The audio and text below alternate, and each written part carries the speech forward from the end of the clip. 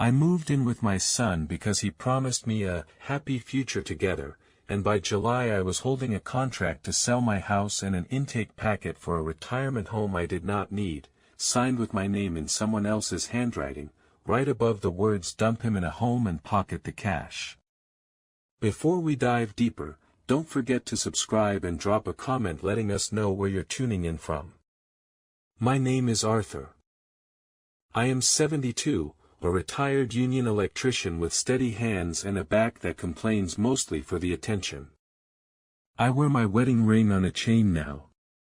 Margaret has been gone 6 years, though sometimes I still reach to the passenger seat when I brake and whisper, "Easy." I know where I put my tools.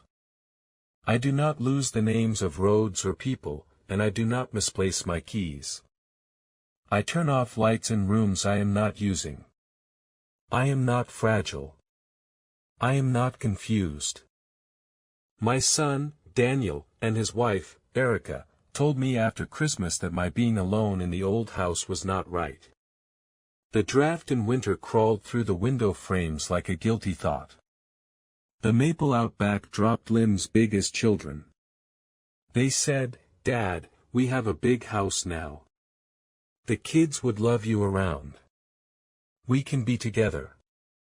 A happy future together." That last phrase was Erica's, soft like a promise on a Sunday morning. It landed in my chest exactly where loneliness lives.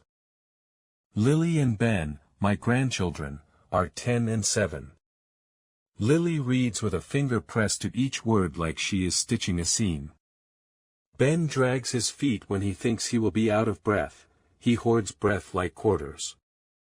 When Margaret was alive, we kept an overnight backpack for each of them at our place, tiny toothbrushes and socks rolled into themselves. I put those backpacks in a cedar chest when she died, where old quilts and photographs live. Every so often, I opened that chest and let the soft smell of cedar out. I thought that chest could be my last little ark if the flood ever came. I brought the chest the day I moved to Daniel's house. We carried it together up the stairs. I put it in the room that became mine, the front bedroom that looks down on the maple in their yard that is thin and spindly, a child of my old one. We made a show of it all like in commercials, breakfast at the big table, my hand on Ben's shoulder walking to the bus, my laugh when the dog stole Erica's slipper. We were careful to be seen by the neighbors as a family with 3 generations. We liked the idea of ourselves. I knew things my son thought he knew but did not. I put in a dimmer in their dining room for free. I fixed the toilet that ran and ran after each flush, put in a new flapper chain cut to length with my old nippers. I taught Lily to check a breaker when the kitchen plugs went dead because someone ran the toaster and the microwave and the hairdryer all at once. I took Ben out to the empty strip of dirt by the garage and showed him how to push a bean seed down with the right amount of pressure, no more than a finger's worth. We trained the dog to sit and then to wait, which is the order of things. The first crack came as hairline at the edges. At the family barbecue on Memorial Day, Erica's brother stood too close to me at the grill and asked about a power of attorney. "It's just paperwork, Art," he told me, a spatula in his hand like a minister's book. "Just so the family can help, in case of an emergency. You know how it is. Simple stuff." He flapped his hand like a seagull. He looked over my shoulder at where Erica was laughing with Daniel in the shade. Something was rehearsed in the way he said it.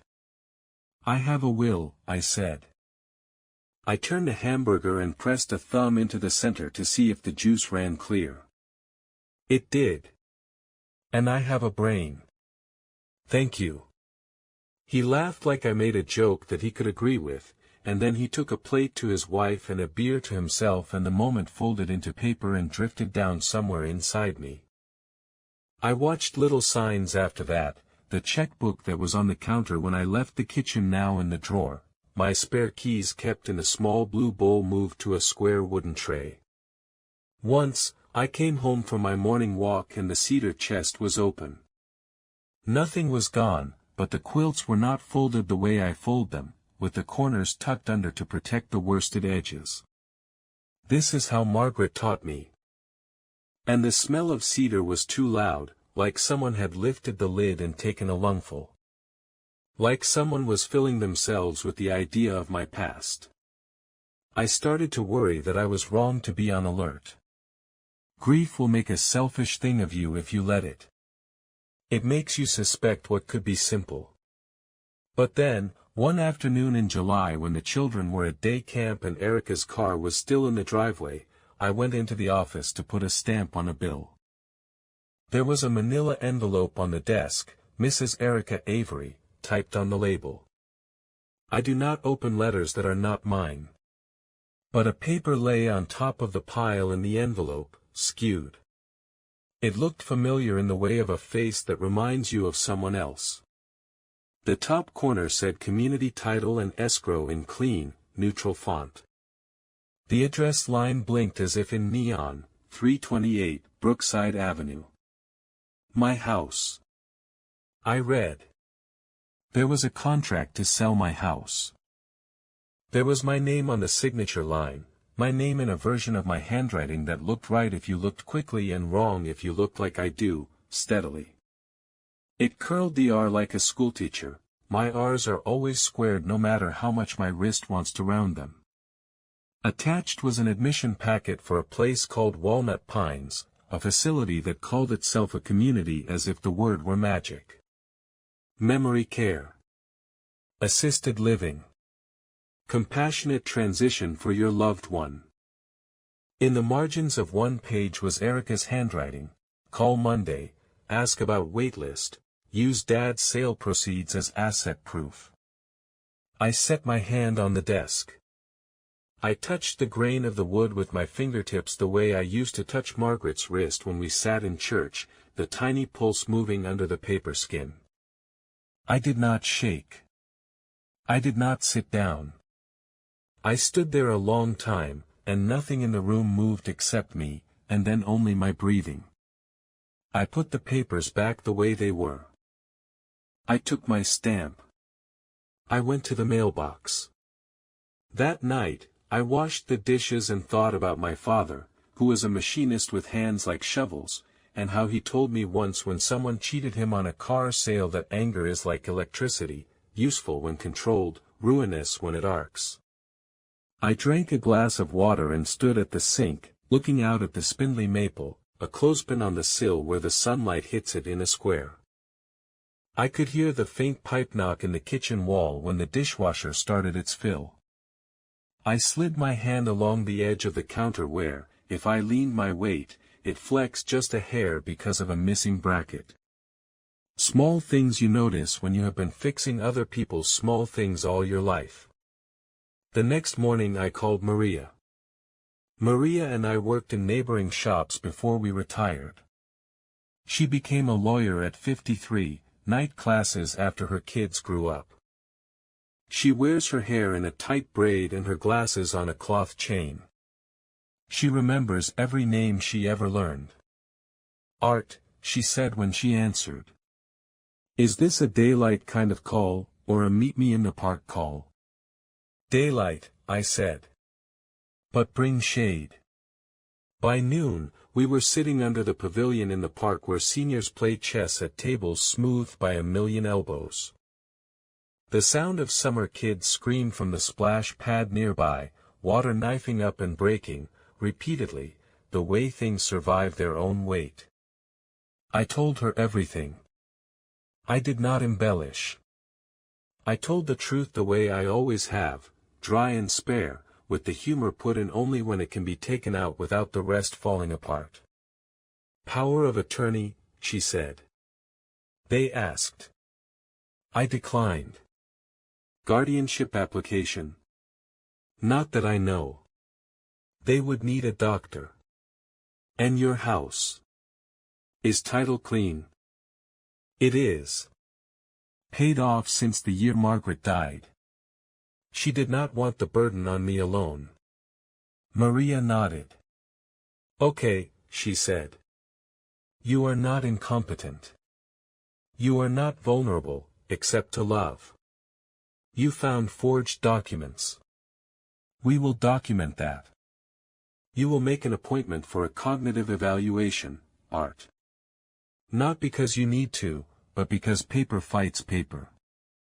I will prepare a simple letter revoking any and all authority anyone might think they have. We will place your house into an irrevocable trust in your name, with beneficiaries as you see fit. Education and well-being of your grandchildren, yes. She did not wait for me to answer. We will talk about the timing. And then we will see who shows up at closing. You think there is a closing? I asked. She tilted her head towards the sky and blinked, then looked back at me. I think they are anxious. Anxious people move.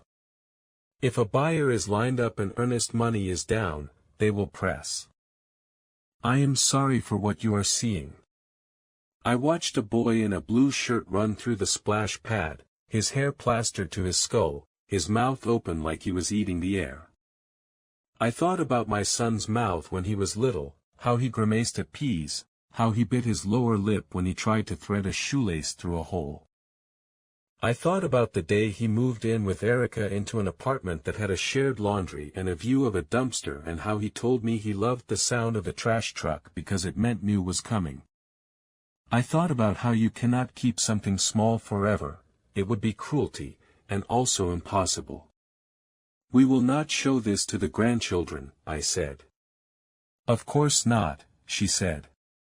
That afternoon I sat the children at the kitchen table and taught them to play gin rummy. Why do we call it that? Ben asked.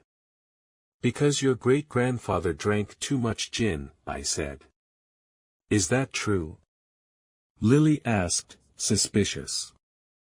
No, I said, but when you tell a story, you have to consider the angle and the truth. Otherwise you end up with a tale that tastes like sawdust. I showed them how to look at their cards and not show what they felt. A good face is not a lie, I said. It is a courtesy between gamblers. I slept in my front bedroom with the window cracked to the sound of traffic and the smell of cut grass. The next day, I saw my doctor, who rolled a pen across the desk towards me and asked, "Who is the president?" I told him. "And the year?" he asked. I told him. "And what is 9 times 8? 72, I said. Which is also my age, something you do not need to add to the file. He laughed the way people in white coats laugh, like they are obligated to and also can, and then he conducted his exam and noted things on a tablet and made a final note that said, in essence, healthy. Cognitively intact. Oriented. He cleared his throat and said, "If someone is pushing you, Mr. Avery, you do not have to take it." I went straight to Maria's office. We created the Avery Education and Care Trust. We put my house into it with language so crisp it sounded like law could sing. I made the beneficiaries Lily and Ben, with the trust limited to their schooling and health needs until they turned 25, after which it would pay them a modest sum each year until I died, after which it would pay them more. I made myself lifetime tenant in my house, the way a man stays married to walls.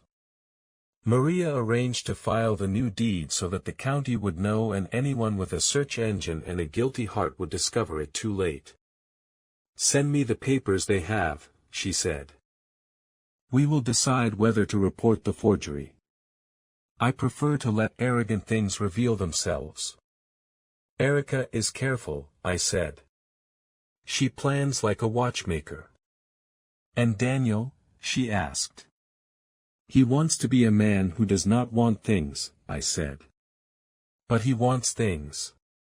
He resents himself for wanting, and then he resents the nearest person for seeing it." "He is my son," I said. "So he is a good man who is currently being a poor one. If I have done anything right, he will be embarrassed soon." Shame is a tool if you use it to build a right thing. Maria placed both palms flat on her desk. We will plan the reveal, she said. You will not be alone. I do not lose to people who practice on the vulnerable. I waited. I lifted a little more than my share at home and kept records the way an old company man does when he senses a strike coming. I bought groceries and kept the receipts. I insisted on paying for my own prescriptions. I wrote checks to the utility company from my account, even when Erica said, "You are part of the household now," that is what we said. I nodded, "Yes, I am part of the household," and placed the paid bills on a stack in my desk. I logged dates and times in a notebook and used a small fountain pen Margaret bought me on our 5th anniversary because I was the sort of man who cared about nibs. I also made pancakes for the children on Saturdays and cut them into triangles like sailboats and watched their faces as they ate. I read with Lily. I stood at the edge of the yard and smiled at the neighbor. I carried Erica's laundry basket upstairs without being asked and put it at the top of the hall and knocked, "Here we are." I laughed when the dog burrowed under my chair and flopped against my shins with a dog sigh that said, "We accept the world as it comes if we are held." I did not keep myself apart from the honest sweetness that still existed. One night, I heard voices under the hum of the air conditioner. Erica's voice, a tight whisper, "We cannot miss this window, Dan. The market is not going to stay where it is. If we do not move on Dad's house, we are stuck in this one until both kids are out of high school and then it is too late. We could be in Mayfair by August." Mayfair is a neighborhood with tree-lined streets and patience enough for second cars that do not fit completely in the driveway. Daniel said, "He is healthy." Erica's voice came back like a snapped rubber band. "He is old. That is enough. Walnut Pines has the shuttle, the garden, the piano. He will have friends. He can come for dinner. He will be fine." He said no to the power of attorney, Daniel said. "I think he knows." "He is tired," Erica said, "the way someone says a pen is empty of ink and therefore a pen no longer. He wants to feel like he chose this. We can present it the right way. He does not need to be tricked. He just needs to be shepherded." My mother called Walnut Pines. The woman there said she has seen worse. The next morning, I sat on the porch with my coffee and watched the dog do her rounds of the yard, sniffing each corner as if patrolling borders the world forgot to mark. Daniel stepped out and sat beside me. He cradled a mug in his hands like boys do when they pretend to be men in movies, their fingers over the rim as if tough were something hot that you could approach without flinching and therefore prove yourself. "Dad," he said, "you know we love you." "I do," I said. "You know we want you to be happy." "I do," I said. "We were thinking about simplifying things," he said. "For everyone. Maybe moving you somewhere where there is a little more support so you do not have to do everything. You have done enough." "You think I am tired," I said. "You have earned tired," he said. I took a breath. I remembered him at 11, knees dirty, cheeks pink, eyes hot with tears because his science fair volcano sputtered and then coughed and then died. "I am not tired," I said. "I am angry." He flinched. He looked at the neighbor's house and then at the dog and then at the sky. He is not a man who knows what to do with anger. He inherited that from me, and I from my father, who stuffed anger into cracks like insulation until it smoked. Daniel swallowed. "Why?" "Because I found the papers," I said. "Because I saw the plan. Because you did not come to me and say, 'We are tempted and frightened and we do not see another option.' Because you made it a forgery instead of a conversation." He did not say a word for a long time. The hum of the air conditioner rose and fell. A mourning dove said its name and then doubted itself. Finally he said, "Quiet, Erica said it would be easier if you felt it was a decision that had already been made." "Easier for whom?" I asked. He pressed his lips together like the answer hurt his mouth. I stood. I put my cup on the railing. "There is a closing scheduled, I assume," I said. "You have buyers." He watched his hands. "Friday," he said. "Community title." "I will be there," I said. For a second, a little boy crossed his face, the one who once hid behind me when the neighbor's dog barked too hard. Then the overlay of 42 years settled back, the compromise and ache and scorekeeping. He nodded, and then he left the porch like a man leaving the scene of something inevitable. Friday, Maria wore gray, the color of a storm about to be, with sleeves barely rolled and a pen in her pocket like an arrow. I wore the suit I wore to Margaret's funeral. I held the silk of the tie she had chosen for me, navy with a tiny pattern that looked like raindrops if the light hit and like party confetti if it did not. I thought about how she would have liked this part, the part where a wrong thing thinks it is about to become permanent and then learns otherwise. Community title had a lobby filled with houseplants and optimism. A young woman wished us a happy morning and then looked relieved when someone else came in behind us so she could wish them the same. Erica arrived in a dress like a sharpened pencil. Daniel wore blue and a pallor. Erica's brother came for moral support or because he did not trust himself to watch a fight from the sidelines. The buyer's agent had a smile like a garage door, smooth, professionally rolling up and down, hiding utility behind a polished face. The buyers themselves were a couple younger than my son, with a baby whose head smelled like all babies smell. I wondered if the maple at my house would survive them. We were ushered into a conference room with a table large enough to make small people of us. The notary cleared her throat and said, "We have the documents for the sale of 328, Brookside Avenue." Maria said, mild as milk, "Before we begin, a small correction. That property is held in the Avery Education and Care Trust. As counsel for the trustee, I am here to notify you that the trust will not convey." That is a firm sentence. There is nothing on the back of it. The room changed temperature, as rooms do when someone opens a door to weather. Erica's eyes went narrow. "You moved the house," she said. "I protected the grandchildren," I said. The buyers looked confused. The agent started to speak and then stopped. The notary blinked slowly, the way owls might. "We have a signed contract," she said, with a signature that reads Arthur Avery. Maria slid a folder across the table with the kind of aim that men at war admire. "A forgery," she said. "We do not need to consider who did it. We only need to agree that Mr. Avery did not. He is here. He is competent. He will swear. We can do this politely today. We can do it less politely next week. We can do it loudly next month. The trust document is recorded as of Wednesday. The deed transferring the property to the trust is recorded as of Thursday. Please check your screens. There is a special sound that keyboards make when truth lands. It is rapid and all at once, a staccato acceptance of reality. The notary's face changed shape the way foam collapses when the air leaves it. The agent's smile fell. The buyers looked at each other and at their baby as if it had done this to them.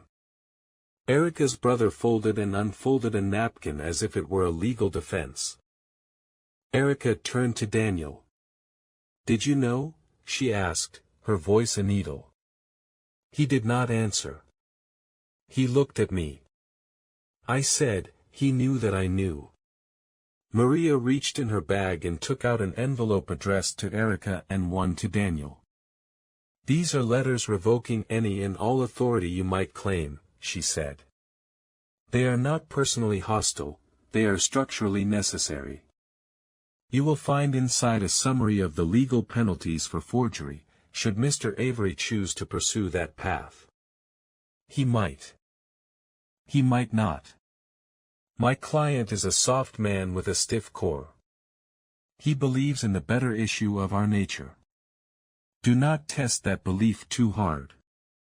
Erica said, "High and brittle, we would have cared for you." I said, "You would have contained me." She said, "You do not know what we gave up for you." "I know what you were going to take," I said. The buyers stood. Their agent whispered, "We can find another house." The notary gathered papers. Erica's brother put his napkin in his pocket as if he might keep it as a souvenir. Daniel finally raised his face and met my eyes. "Dad," he said, like he was naming someone missing. I waited. "I am sorry," he said. He said it without adornment, without justification, without bargaining. He said it like the shape of the inside of our house, no, like the shape of the inside of his chest had been discovered at last. "I know," I said. We left with no handshakes. On the way out of the building, a woman with a stack of copier paper balanced on one hip held the door for me. She smiled like kindness was a habit. Outside, the air had the slick feel of humidity about to break, and the sky lowered itself to explain how thunder works. Maria stood with me for a minute under the awning. "You were right," I said. She pushed her glasses up her nose. "Naturally," she said, "not as vanity but as fact." She squeezed my upper arm. "Be careful in the domestic aftermath. The hour after truth is always what I worry about." "Me too," I said. At home, Lily and Ben were in the living room on the floor with blocks, building a tower that leaned deliberately at an angle that would make an engineer proud. The dog pawed at a chew as if trying to dig a hole in carpet. Erica was not there. The kitchen smelled like coffee that had cooled into honesty. Daniel stood at the sink with his hands braced on the counter, staring at the empty backyard like a man who knows the distance between what could have been and what is. "How do we fix this?" he asked me, not turning, in the voice of a small boy who has broken something that might cut someone if not handled. "We make a list," I said. Item 1, we tell the children nothing except that grown-ups made a mistake and fixed it. Item 2, you tell Erica that Walnut Pines is not a word anyone will use again near me. Item 3, you and Erica decide whether you want to be married to each other or married to the idea that a larger mortgage is the only proof of a larger life. Item 4, we eat dinner together, because hunger makes people worse. He turned and laughed a little, the laugh of a man who forgot he could. "You are very specific," he said. "Precision is kindness," I said. "Vagueness is cruelty." I meant it. Half-truth is a hungry thing that lives in corners and eats children's ankles. "I do not know what Erica will choose," he said. "I did not know what you would choose," I said. We made spaghetti. We sliced a cucumber into rounds so thin you could read through them. We called the children to wash their hands. We waited, and we ate, and we said nothing of paperwork or signatures or anything that smelled like the inside of a courthouse. Erica did not come home that night. The next night she did not either. On the third day, she came in with a bag over her shoulder and a rage harnessed behind her eyes like a horse behind a gate. She put the bag down and said, "I spoke to my mother. She says I miscalculated.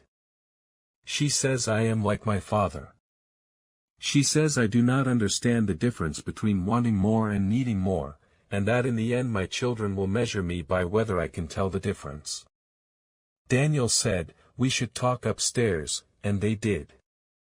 What went on upstairs is not my story, though I heard the cadence of voices and then the long quiet, then the sound of drawers closing in the soft way that says someone is leaving without breaking anything.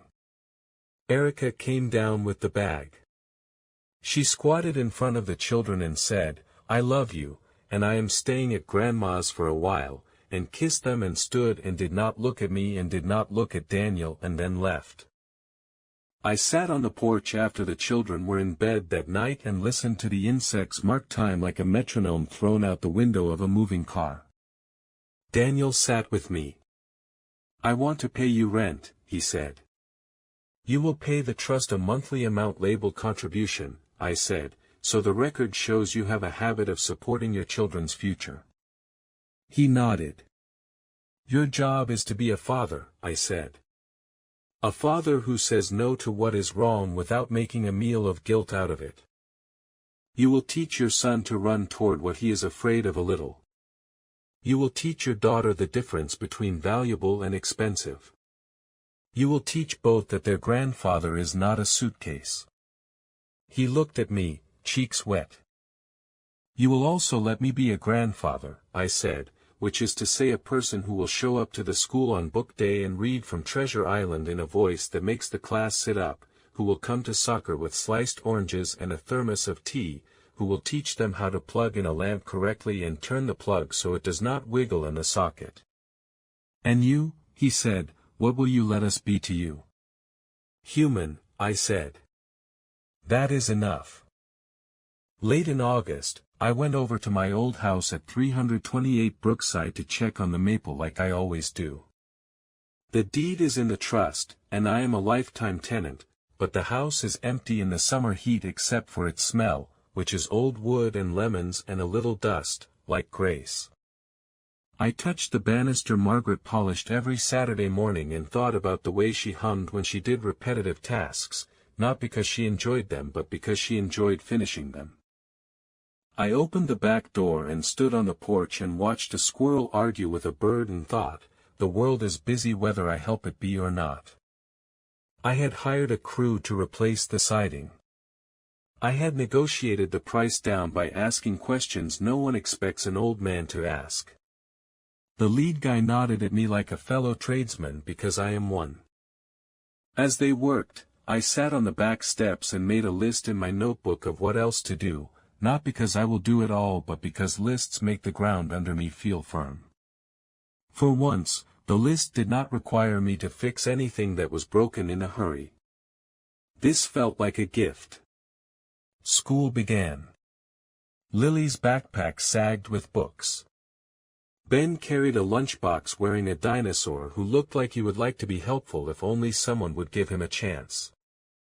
One night, I sat with them and helped them create a budget for their allowance. We made 3 jars each: save, spend, share. We labeled them in block letters. We put the jars on the dresser in their room. I told them that money looks for a direction the way water does, and you have to make the path for it or it will make one for itself through your floorboards. Daniel met me at the kitchen table when the children were in bed and showed me the spreadsheet he made of his debts and his income. He had not made a budget in 5 years. He had lived like every day had $1 more in it than the last. He looked at the pluses and minuses like they were the face of a janitor who could let him into a room or not. "I can do this," he said. "Yes," I said. "You can. And if you cannot, you will say so, and we will adjust." Erica came on Wednesdays to pick up the children for dinner. She came at 5 and returned them at 7:30 and did not come inside. She stood on the porch like a woman waiting for a verdict. I said hello and handed her a sweater if it was chilly because I am not a monster and also because kindness is not a softness but a choice to do the simple right thing even when the complicated wrong thing is easier. She asked me once, "Do you think I am a terrible person?" I said, "I think you are a person who is not immune to advertising, including your own." She looked at the yard and said, "I want so much for them." Want something better, I said. Want them to see themselves as sufficient before they see themselves as displayed. I cannot go back, she said. There is no back, I said. She nodded as if this were a hardness polished smooth. On a Saturday in September, I took Lily and Ben to my old house. We stood under the maple and I asked them to look up. They did. Each branch is a decision, I said, made by the tree. It grew that way on purpose even when the wind thought it knew better. Lily said, trees do not think. They decide, I said. Maybe that is a kind of thinking. We went inside. We opened the cedar chest. I took out the 2 little backpacks. Lily's had faded unicorns. Ben's had rockets. I told them a story about a summer when we had a storm so bad that all the lights went out, and Margaret and I lit candles, and then the children we were then and the children we had then, Daniel among them, put flashlight beams against the ceiling and made shapes with our fingers and made the shadows talk. Lily put the backpack on her shoulders and stood up straighter like memory had bones. Are we going to live here? Ben asked, suspicion sitting on the back of curiosity. No, I said. But we will keep it for you. You will have it someday, not as a prize for suffering but as a reminder that we did not sell you to an idea. And because every family needs a place that belongs to it like a surname. We sat on the living room floor on the carpet that is older than both of them, and I told them about Margaret, how she was the kind of woman who could take a broken plate and salvage not just the pieces but the dinner that would have gone on it.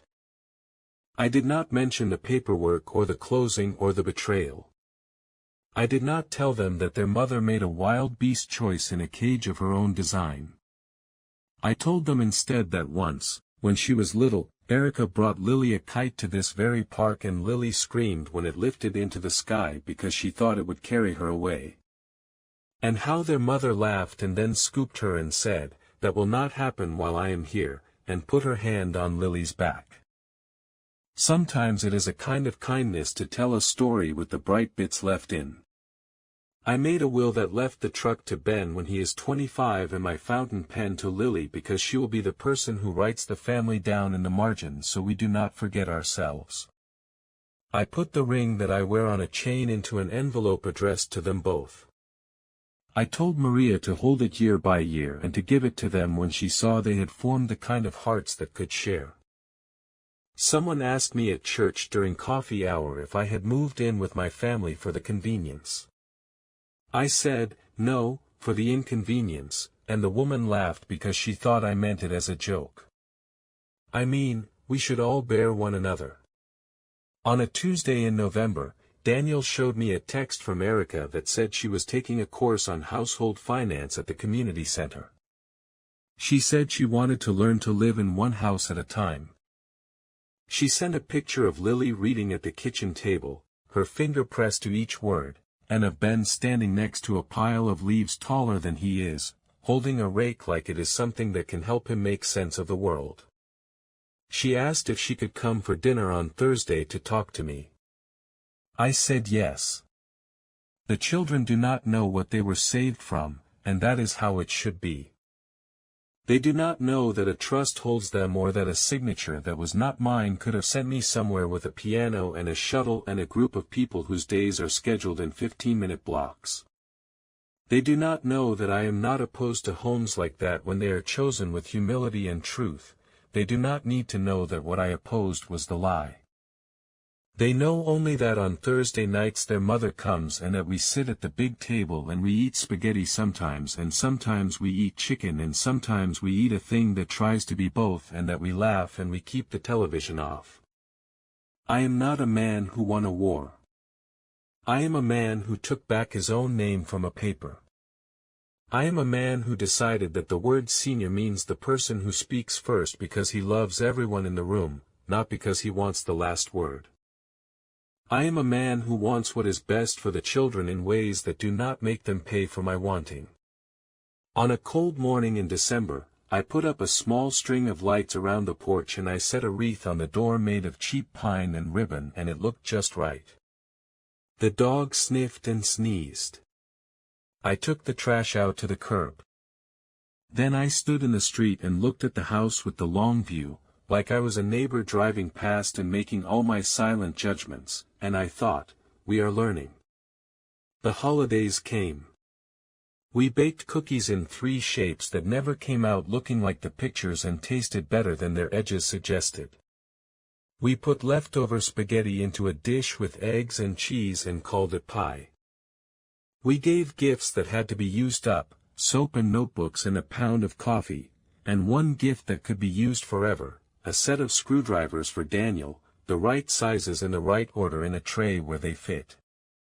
Erica came on Christmas Eve with a container of roasted carrots and said, "I am sorry," sitting across from me like a supplicant and like a queen. She said it twice, so I would not have to ask her to say it again.